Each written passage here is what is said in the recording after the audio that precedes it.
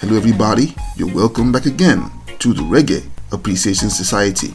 If you were to ask a handful of people who they thought were the most important people in the life of the Tuff Gong, they would most likely name Peter Tosh, Bunny Wailer and Rita Marley, and to a large extent they would all be correct. But if you were to ask me, I would in a heartbeat mention Alvin Patterson, aka Seeco, a foundational member of the Wailers and an almost lifelong companion of Bob Marley. It's common knowledge that Bob's early life was pretty hard. He was abandoned by his English father, shipped between his grandparents and his mother, and grew up with a sense of isolation, yearning the stability of a regular home and a masculine father figure in the tough environment of Trenchtown. It was Seeco that would fill that role at the lowest points and most difficult times of Bob's teenage life. It was Seeco who would guide him into what became his breakthrough with the Wailers at Studio One, stayed by his side and was there when he faced assassins' bullets, and was in his corner while he was battling the fatal illness that took him out of this world. And as a member and percussionist of Bob Marley and the Wailers, he was a vital component of that unstoppable music machine as an anchor that kept Bob Marley's sound firmly placed in the roots reggae tradition in the face of pressure to probably dabble in other genres of music.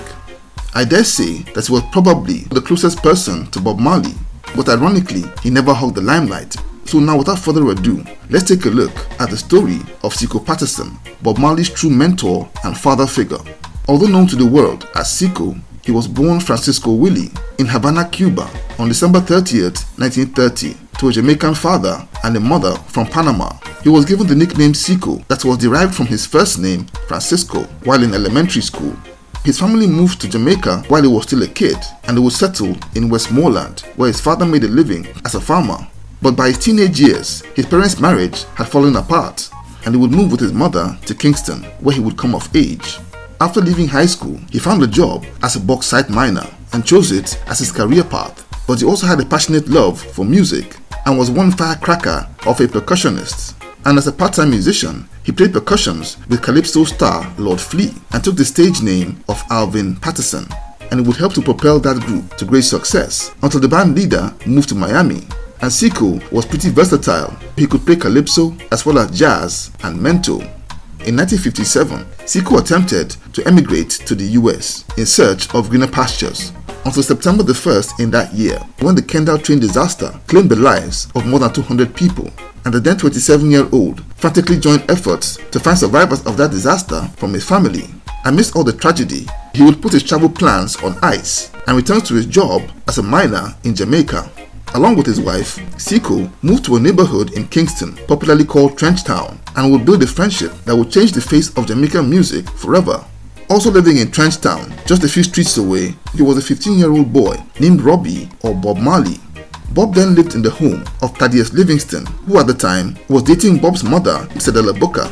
And at that time, Bob was in a very difficult place. His father, Norval Marley, wanted nothing to do with him, and Thaddeus Livingston didn't like him much either. And it was said that he wasn't allowed to sleep in the house with the family.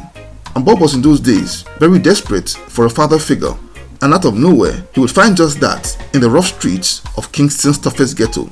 Aside from football, Bob was a keen cricket player and often took part in neighborhood games. Incidentally, Seeco also loved cricket, and he would go head to head with Bob on a sunny Saturday afternoon. The youngster got the better of Seeco's team at first, causing Seeco to single Bob out for a very rough time throughout that game, almost causing Bob to cry on the pitch. A rough first meeting, but it signaled the start of a friendship and a bond between the then 30-year-old Seeco and a 15-year-old Bob Marley. Not comfortable at home, Bob would often go around Seeco's place to spend time, just glad to have a father figure to chat with. And it turned out that they both had plenty in common. For a start, Seeco as well had a deadbeat father and was also a part-time musician with a day job as a miner, while Bob was an aspiring one with a day job as a welder in Kingston. Incidentally, Bob worked in the same welding shop as Desmond Dekker before that singer found success with his worldwide smash hit, Israelites. The young Tuff Gong spent hours at Seeco's house every day, practicing the songs that he listened to on the radio and getting free food prepared by Seeco's missus. In fact, Bob was almost blinded at the welding workshop after a piece of metal flew into his eyes. It was Seeco's wife that treated him and nursed him back to good health. And that accident is what caused Bob to quit the welding job and decide to face music head on. Bob, along with Peter and Bunny, had been getting tutelage from Joe Higgs and felt ready to take their dreams to the next level as recording artists. It was Seeco that physically took them to Studio One and introduced the young Wailers to Coxsone Dodd, the owner of that outfit, to allow the group the chance to audition. And after they performed the song Simmer Down, they were taken on at that studio and would in a few months become celebrities when Simmer Down went to the top of Jamaica's charts in 1964. As the Wailers' fame continued to spread, Seeco kept on with his job as a miner, which paid his bills and all but left music behind. But in 1966, Seeco was injured when a gas line running beneath the canteen floor where he was exploded. Bob was then in the US after leaving Studio One, but when he returned, he convinced Seeco to give up mining and make music his full-time job. And Seeco took Bob's advice and began to record regularly and even played percussions on some Wailers recordings like Lyrical Satirical and This Train. Though his role with the Wailers was minimal in those times, it would gradually increase over time. However, in 1973, the original Wailers trio of Bob, Peter and Bunny came to an end when Peter and Bunny left the group, leaving Bob to rebuild the group.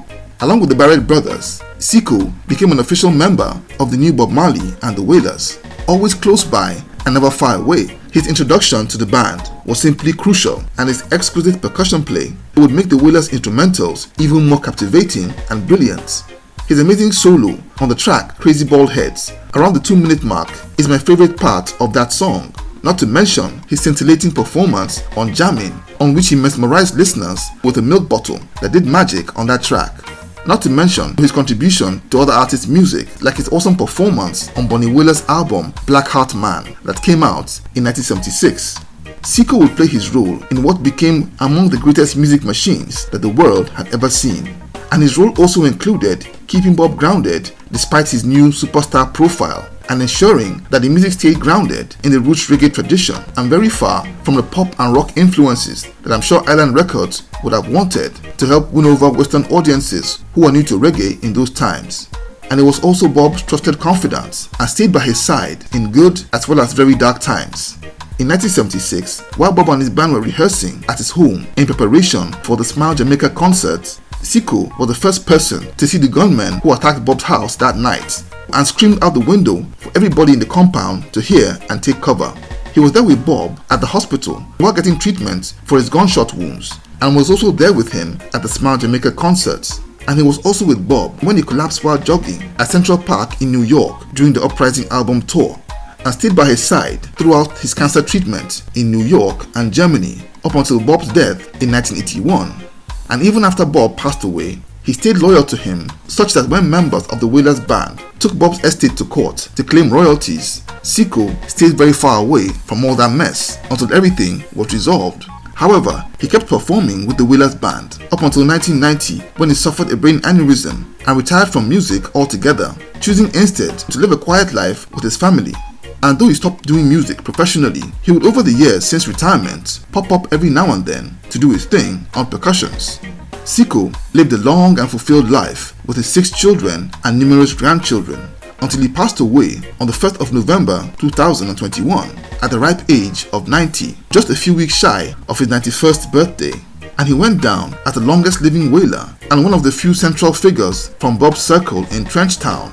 I like to remember him as not only a member of reggae's greatest ever group, but instead as the priceless father figure, motivator and mentor of one of the greatest artists to ever walk the earth.